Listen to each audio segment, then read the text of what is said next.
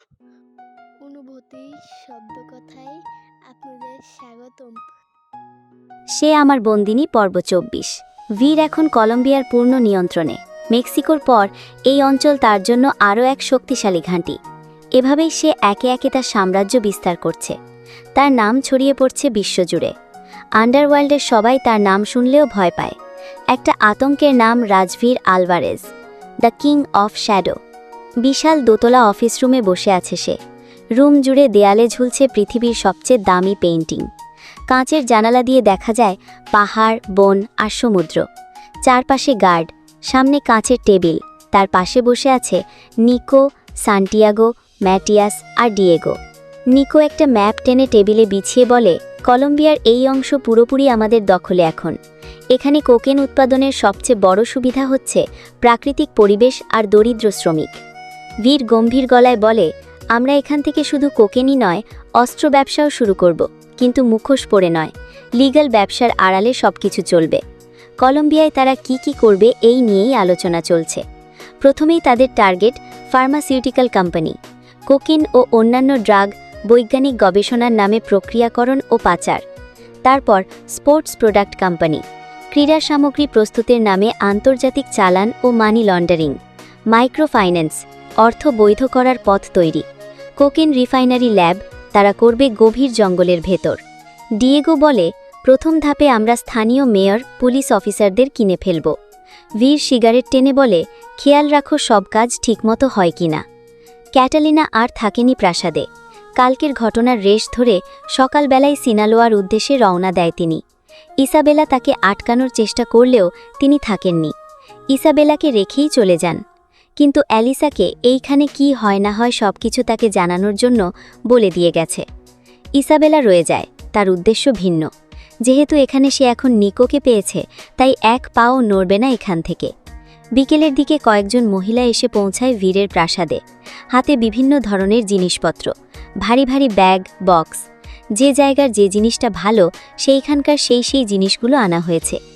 হীরা, পান্না, Ruby, নীলকণ্ঠমণি, সাদা সোনার হালকা সেট, চোকার, ব্রেসলেট, আংটি, নামি দামি ডিজাইন।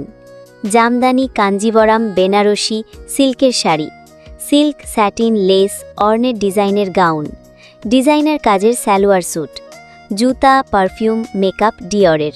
সব কিছুর ব্যবস্থা করেছে ভিরি, ইশায়ার জন্য। সব কিছু দিয়ে ভরিয়ে রাখবে তাকে সে। এই মেয়ের ওপর সে সসন্তুষ্ট, তাই তার জন্য এই সামান্য উপহার। সবাইকে বাড়িতে আনিয়েছে এখান থেকে যা যা ওর পছন্দ সেগুলো বাছাই করে নিতে। জানালার ধারে দাঁড়িয়ে আছে ইশায়া। বাইরের নীলচে আকাশে ভেসে থাকা মেঘ যেন তার চোখের ভেতরকার ধূসরতাকে ছুঁয়ে গেছে। তার দীর্ঘ চুল হাওয়ায় উড়ছে নিঃশব্দে। তার ঠিক পেছনে দুই গার্ড, একজন ডান পাশে, একজন বাঁয়ে।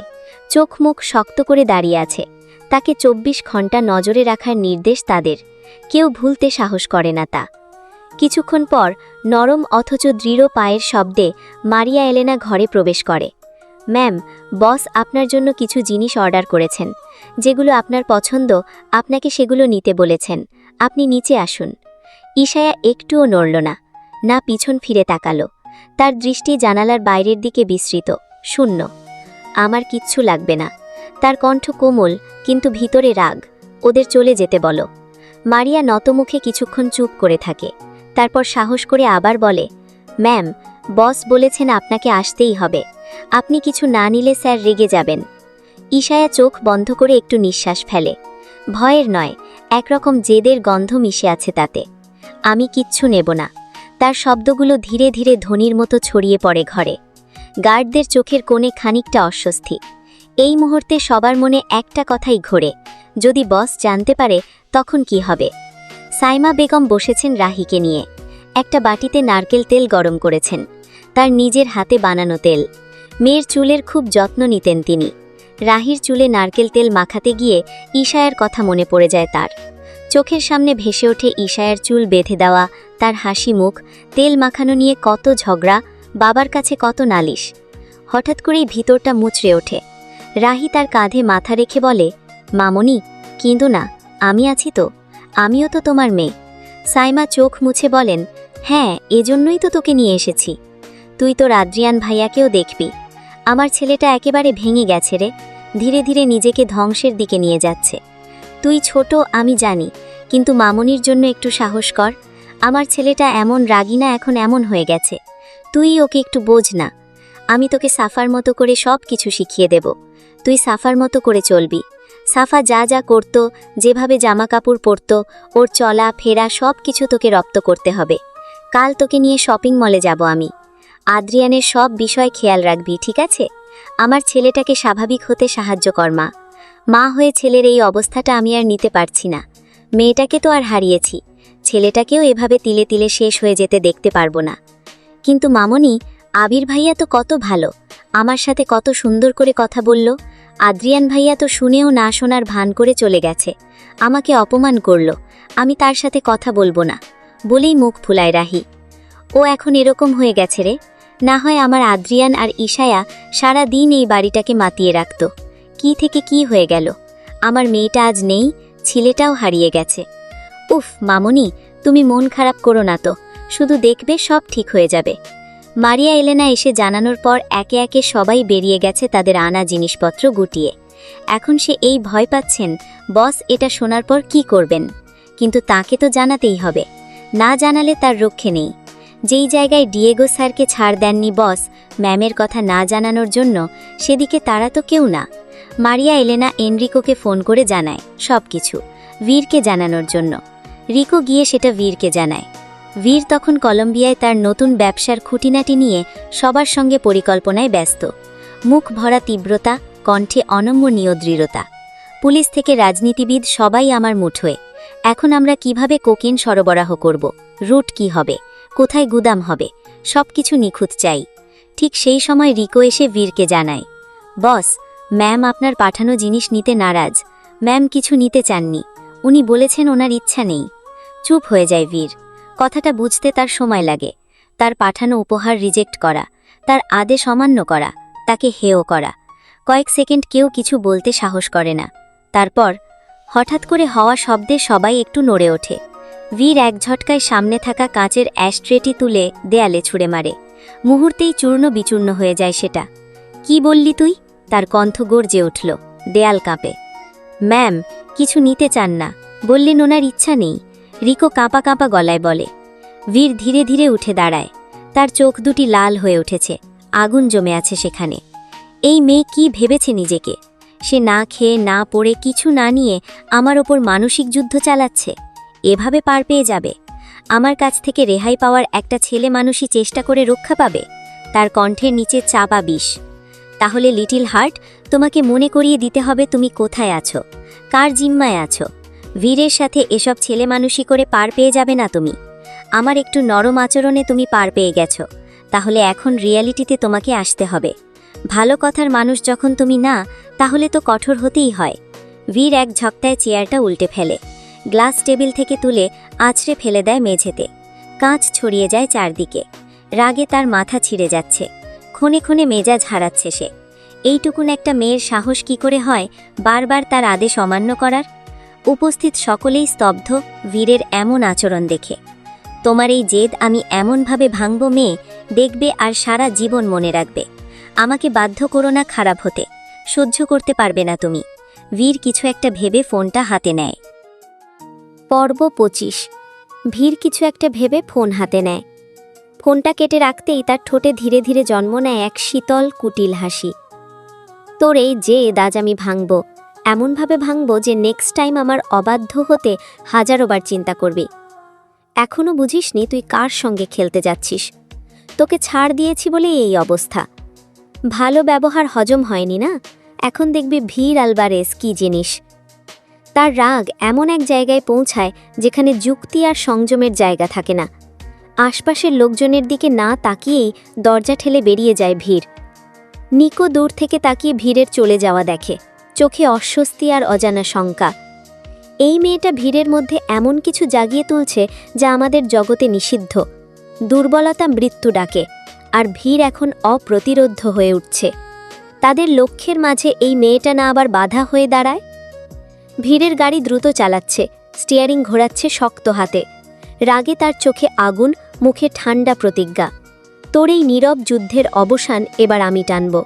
আজ তোর সব তেজ আমি মাটিতে গুড়িয়ে দেব। প্যালেসের এক অন্ধকার ঘরে বিছানার এক কোণে সিটিয়ে বসে ইশায়া হেঁচকি তুলে কাঁদছে। কেন এমন হচ্ছে? বাবা মা থেকেও সে তাদের থেকে এত দূরে। বাবার কথা মনে হচ্ছে বারবার। কতদিন চকলেট খায় না সে? বাবা যে আর আনে না তার জন্য। বাবা কি ভুলে গেছে আমাকে? বাবা এসে ডাকে না আর। কখনো বাবার ডাক শোনা হবে না। মায়ের কোলে মাথা রেখে গল্প শোনা হয় না। মায়ের আঁচলের সাথে লেপ্টে থাকা হয় না।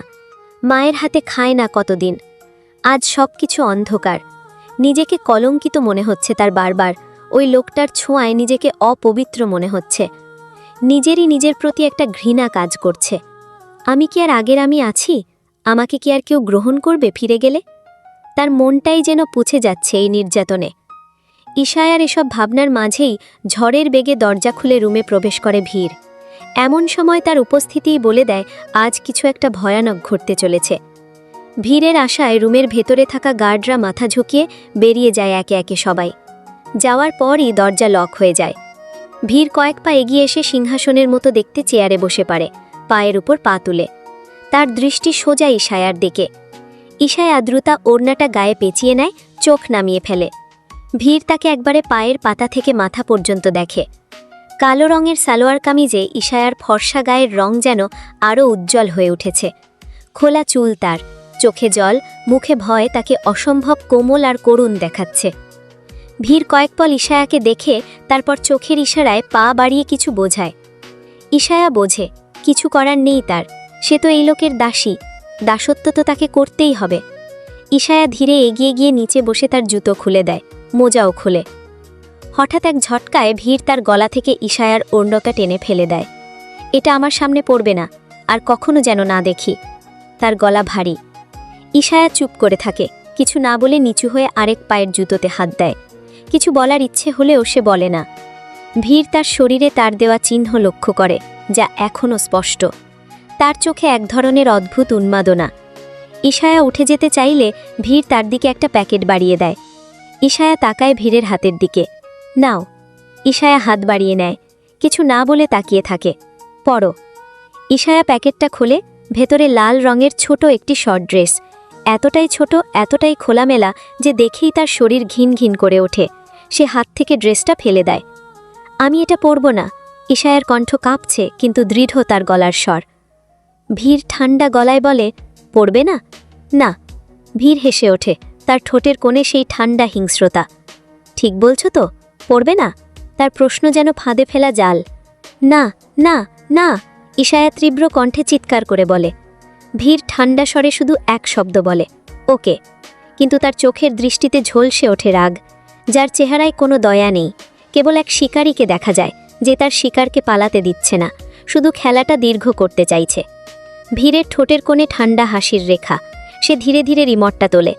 দেওয়ালের একপাশে বিশাল স্ক্রিন জ্বলতে শুরু করে। স্ক্রিন অন হতেই ইশায়া হতবাক হয়ে যায়। ইশায়ার চোখ বিস্ফারিত, নিঃশ্বাস বন্ধ হয়ে আসে তার। স্ক্রিনে দেখা যাচ্ছে আবির।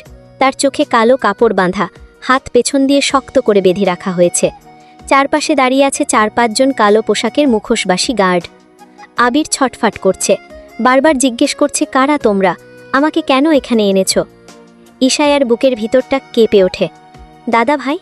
কণ্ঠ রুদ্ধ হয়ে আসে। ঠিক তখনই ভিড় ফোন তোলে। কারোর সঙ্গে একবারে ঠান্ডা গলায় কথা বলছে, কিছু নির্দেশ দেয়। পরপরই স্ক্রিনের ওদিকে থাকা গার্ডরা আবিরকে লাঠি দিয়ে মারতে শুরু করে। মারতে মারতে এক একটা ঘা তার পিঠ, পাঁজর, পা, মাথা সব জায়গায় পড়ছে। এলো পাথারি লাঠি দিয়ে আঘাত করছে তাকে। আবিরের চিৎকারে ইশায়ার বুক কেঁপে উঠছে। না, না, থামুন, দয়া করে থামান, ওদেরকে থামান। ইশায়া চিৎকার করে ভিড়ের দিকে ছুটে আসে। ভিড় তখনও আরাম করে পায়ের ওপর পা তুলে বসে আছে, ঠোঁটে একটা নিষ্ঠুর হাসি। ইশায়ার ছটপটানি যেন তাকে আনন্দ দিচ্ছে। দয়া করুন, আমার ভাইকে বাঁচান, ওদেরকে থামতে বলুন।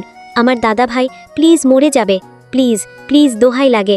আমার বড় দাদা ভাই প্লিজ দয়া করুন, তার বউ আছে, ছোট একটা বাচ্চা আছে, আমার মা বাবা পাগল হয়ে যাবে। ইশায়া হাঁটু গেড়ে ভিড়ের পায়ের কাছে বসে পড়ে, তার পা জড়িয়ে ধরে কাঁদতে থাকে। ওদিকে গার্ডদের থামার কোনো লক্ষণ নেই। আবিরের মাথা ফেটে রক্ত গড়িয়ে পড়ছে, শরীরটা নিস্তর হয়ে আসছে ধীরে ধীরে। ইশায়া ছটফট করে, কাঁদতে কাঁদতে বলে, আমি আপনার সব কথা মানব, যা বলবেন। আমি পরব ওই ড্রেস, আমি পরব, যা বলবেন তাই করব। প্লিজ আমার ভাইকে ছেড়ে দিন, ভিক্ষা চাইছি, আমার ভাইয়ের জীবন, প্লিজ। ভীর ঠান্ডা গলায় হ্যায়ালি করে বলে, তুমি তো বলেছিলে পড়বে না, এত দৃঢ় ছিল কথা। এক হাতে ইশায়ার চিবুক তুলে তার দিকে তাকায় ভীর। পড়ব, প্লিজ ছেড়ে দিতে বলুন দাদা ভাইকে, মরে যাবে। ভীরের মুখের রং পাল্টে যায়, শক্ত গলায় বলে, এরপর যদি তুমি আবার আমি কোনো কথা অমান্য করো, আমি যা বলবো তা না করো, তাহলে পরের বার সে শুধু মার খাবে না, মরেই যাবে। তুমি কল্পনাও করতে পারবে না কি কি হতে পারে, আর আমি ঠিক কি কি করতে পারি। ইশায়া মাথা নেড়ে বলে, আর হবে না, আমি করব, আমি সব করব, যা আপনি বলবেন। ভীর ঠান্ডা শীতল গলায় বলে, দেন কিস মি রাইট হেয়ার। সে তার ঠোঁটের দিকে ইশারা করে। ইশায়া থমকে যায়। স্ক্রিনে দেখা যাচ্ছে আবিরের গায়ে রক্ত, মাথা নুয়ে পড়ে আছে সে, হয়তো জ্ঞান হারিয়েছে। ভীরের শক্ত গলা, ফাস্ট। ইশায়ার শরীর কাঁপতে থাকে। সে উঠে দাঁড়ায়, ধীরে এগিয়ে আসে ভীরের মুখের কাছে। অস্বস্তি হচ্ছে তার, কিন্তু তার হাতে অন্য কোনো রাস্তা নেই। নিজের পরিবারের জন্য সে জানও দিতে পারবে। ইশায়া লম্বা একটা শ্বাস নিয়ে চোখ বন্ধ করে, ঠোঁট কাঁপতে কাঁপতে আলতো করে চুমু খায় ভীরের ঠোঁটে। ইশায়ার ছোঁয়া ভীরের শরীরে আলাদা একটা শিহরণ জাগিয়ে তোলে। শক্ত হয়ে আসে তার শরীর। ভীর তখন চোখ বন্ধ করে সেই মুহূর্তটা উপভোগ করে, তারপর আবার চোখ খুলে বলে, আগেন। গলার স্বর নমনীয় তার। ইশায়া আবার চুমু খায়। ইশায়া সরে যেতে নিলেই ভীর ইশায়ার কোমর চেপে কাছে টানে। ইশায়ার ঠোঁট জোড়া তার ঠোঁটের ভাঁজে নিয়ে নেয়। পরম আবেশে চুমু খায় সে, এমনভাবে ধরেছে যাতে ইশায়া 1 ইঞ্চিও নড়তে না পারে। কিছুক্ষণ পর ছেড়ে দেয় ভীর। ইশায়া ভীরের কাঁধে মাথা ঠেকিয়ে লম্বা শ্বাস নিচ্ছে, আর চোখ থেকে গড়িয়ে পড়ছে অশ্রুধারা। ভীর ফোন তিলে কল লাগায় এক গার্ডকে। ওপাশ থেকে ফোন তুলতেই আদেশ দেয় ভীর, থামো, একে হসপিটালে পাঠানোর ব্যবস্থা করো, বলেই ফোন কেটে দেয়। অবশেষে স্ক্রিনে দেখা যায় গার্ডরা থেমে গেছে। আবিরের নিস্থর দেহটা তুলছে তারা, রক্ত পড়ছে আঘাতের জায়গাগুলো থেকে। ইশায়া ফুপিয়ে কাঁদছে। ভীর তখন স্ক্রিনটা বন্ধ করে দেয়। ইশায়ার কান্নার শব্দ প্রতিধ্বনি হয়ে ফিরে আসে দেওয়ালে দেওয়ালে। ইশায়ার জেদ ভাঙে। ভীরের সামনে দাঁড়িয়ে অসহায় চোখে তাকিয়ে থাকে সে। তার চোখের কোণে গড়াতে থাকা অশ্রু যেন আজ তার হাড়ের শিলমোহর টেনে দেয়। ভীর ঠান্ডা গলায় বলে, ড্রেসটা পরো। ইশায়া কেঁপে ওঠে। অন্তর থেকে উঠে আসে কান্না, ক্ষোভ, অপমান। তবু নিজের ভাইয়ের রক্তাক্ত চেহারা চোখের সামনে ভাসতেই সে আর কিছু বলে না। ভিতর ভিতরে ভেঙে পড়ে, নিঃস্ব হয়ে যায়, তবুও মাথা নিচু করে ড্রেসটা হাতে তোলে। ওয়াশরুমের দিকে যেতে নিলেই তখনই ভীরের হুকুম আসে, এখানেই পড়ো, আমার সামনে। ভীর ঠান্ডা মাথায় সিগারেটে টান দেয়। তার চোখ যেন ছলকে পড়া বিষ, মুখে হালকা কটাক্ষের হাসি। ইশায়া থমকে দাঁড়ায়। তার মুখ থেকে রং সরে হয়ে যায় শীতল, সারা শরীর শীতল হয়ে আসে, চোখে জমে ওঠে বিস্ময় আর লজ্জার তীব্র বেদনা। ভীর আবারও বলে, সিগারেটের ধোঁয়া ছাড়তে ছাড়তে, quickly, don't make me wait. ইশায়ার দেহ নিথর, তার সামনে কোনো রাস্তা খোলা নেই। ভাইয়ের জীবন, পরিবারের হাসি, সব যেন তার 2 চোখের পাতায় আটকে আছে। সে না করলে কি হতে পারে সে জানে। এক নিঃশ্বাসে নিজেকে শক্ত করে পরনের জামায় হাত দেয়। ভীরের দৃষ্টি একটুও সরে না। সে যেন তৃষ্ণার্থ চোখে গিলছে ইশায়ার প্রতিটি মুহূর্ত। তার চোখের দৃষ্টি ছুঁয়ে যাচ্ছে ইশায়ার ত্বক, চুল, শরীরের প্রতিটি বাঁক। ইশায়ার শরীরে লাল রঙের ছোট ওয়েস্টার্ন ড্রেসটা যেন তাকে অন্য এক রূপে উপস্থাপন করছে, এক লাস্যময়ী নারী।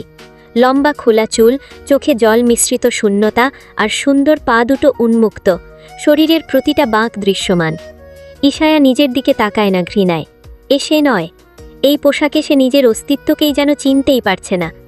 ভীর উঠে দাঁড়ায়, হাতে থাকা সিগারেটে লম্বা একটা টান দিয়ে মাটিতে ফেলে দেয়।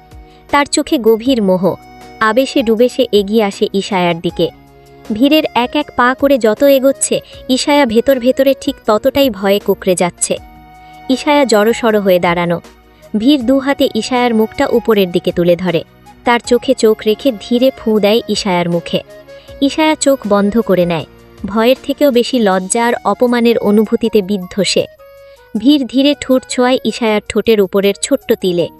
ভীরের উত্তপ্ত নিঃশ্বাসে ইশায়ার পুরো শরীর কেঁপে ওঠে। আজকের গল্পটি আপনাদের কেমন লাগলো?